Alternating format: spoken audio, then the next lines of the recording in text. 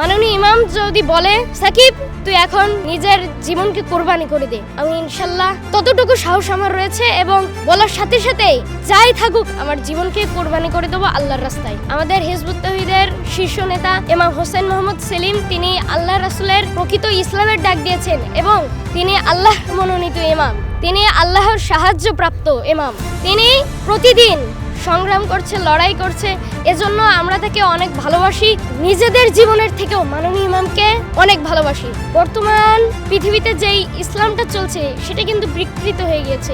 আল্লাহ রাসূলের সেই 1400 বছর আগের ইসলাম নেই, তার কারণে এই গোটা পৃথিবীতে শান্তি নেই এবং সেই শান্তি ফিরিয়ে আনার জন্যই আমরা যদি ঐক্যবদ্ধ হয়ে কাজ করি তাহলে ইনশাল্লাহ আশা করা যায় আমরাই দিন প্রতিষ্ঠা করতে পারবো এবং আল্লাহ রাসূলের সেই 1400 বছর আগের ইসলাম প্রতিষ্ঠা করতে পারবো। হযরত মুহাম্মদ সাল্লাল্লাহু আলাইহি সাল্লামের যুগে একজন সাহাবী ছিলেন, সম্ভবত হযরত আলী রাদিয়াল্লাহু তাআলা আনহু, তিনি কিন্তু 11 বছর বয়সী তো আল্লাহর দ্বীন গ্রহণ করেছে।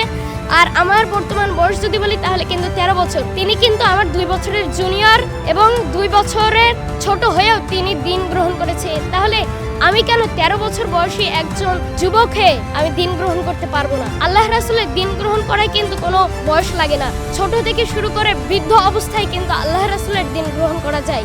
আমি 11 বছর বয়সে দ্বীন গ্রহণ করেছিলাম এবং মাননীয় ইমামের হাত থেকে আমি এই দ্বীনটা পেয়েছি। সেটা ছিল 2023 সালে। সেই সময় আমি ক্লাস 5-এ পড়তাম। দেখেন, আমরা যদি আল্লাহ রাসূলের 1400 বছর আগের ইসলাম প্রতিষ্ঠা করতে পারি তাহলে সারা পৃথিবীতে একটা শান্তি বিরাজ করবে এবং আল্লাহ রাসূলের সেই 1400 বছর আগের যে একটা নারী যখন শত শত মাইল সোনার অলংকার পরিধান অবস্থায় চলে যেত, আল্লাহ ছাড়া আর কারোর ভয় ছিল না, সেই ইসলাম প্রতিষ্ঠা করতে পারলে সারা বিশ্ব শান্তি প্রতিষ্ঠিত হবে।